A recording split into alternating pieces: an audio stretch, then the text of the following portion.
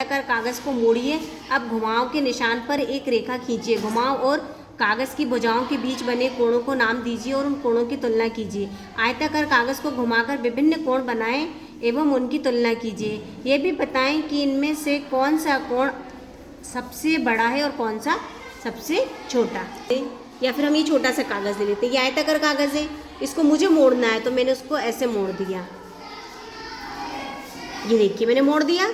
अब ये एक निशान आ गया तो यहाँ पे दो निशान आ गए, तो एक कोण यहाँ बन रहा है और एक कोण यहाँ बन रहा है। अगर हम इसका नाम रख देते हैं, हमने ये लाइन खींच दी, ये लाइन खींच दी हमने, ये मुड़ा है ना यहाँ पे, ये कोण और एक ये कोण और ये वाली रेखा हो गई। तो हम देख पा रहे हैं इधर झुकाव कम है, इधर झुकाव ज़्यादा है, तो ये होगा छोटा कोण, ये होगा बड़ा कोण। किया था हम देख पा रहे हैं, हमने ये चित्र बनाया है। ये लाइन थी, ये लाइन है, एक कोण यहाँ बना था, ये बन रहा है एक कोण यहाँ पे और एक कोण ऊपर बन रहा है ये। तो हमें बताना है दोनों में से बड़ा कौन सा है। तो हम कोण को ऐसे पढ़ेंगे CBE एक कोण ये वाला, एक कोण ये वाला। तो हम इन दोनों में से देख पा रहे हैं ये जो B वाला कोण है ये छोटा है और E वाला कोण बड़ा है। क्यों? क्योंकि जो कोण BED का घुमाव है वो ज़्यादा है और B का घुमाव कम है। दूसरा तरीका हमें छोटा बड़ा देखने का ये भी है कि हम इसको रख के देखेंगे। हमने इसे रखा B पे तो हम देख पा रहे हैं कि ये कोण बन रहा है लगभग 100 डिग्री का। अब हम इस कोण को रख रहे हैं, कहाँ रखते हैं? इस बिंदु पे, ये बीच वाली बिंदु को रखते हैं। जब हम इस पे रख रहे हैं तो हम देख पा रहे हैं ये बन रहा है 110 का, तो ये वाला कोण 100 का था, ये 110 का, तो ये बड़ा वाला है। स्थिति में बताइए कि कौन सा कोण बड़ा है और कौन सा छोटा।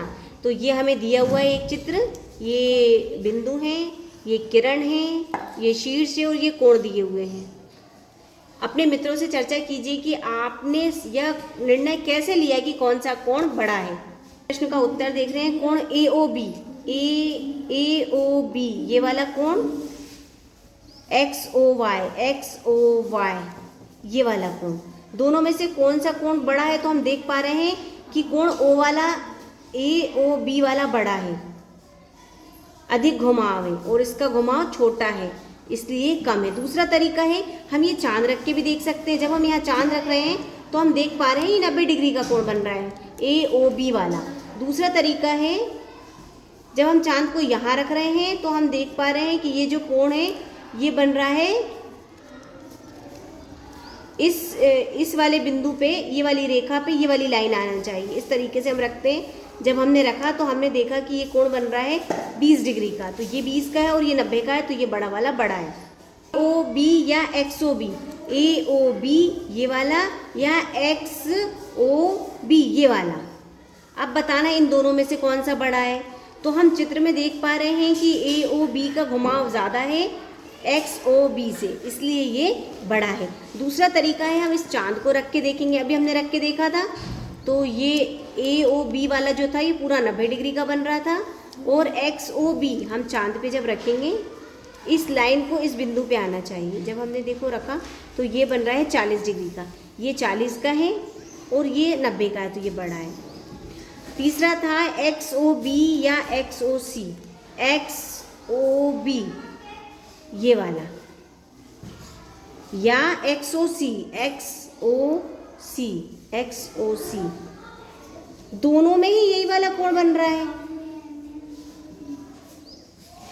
तो हम देख पा रहे हैं कि दोनों का शीर्ष एक है, दोनों की किरण समान है और चाहे तो चांदा रख के भी हम देख सकते हैं कि दोनों के बीच में 40 डिग्री का कोण बन रहा है, अतः दोनों ही समान है।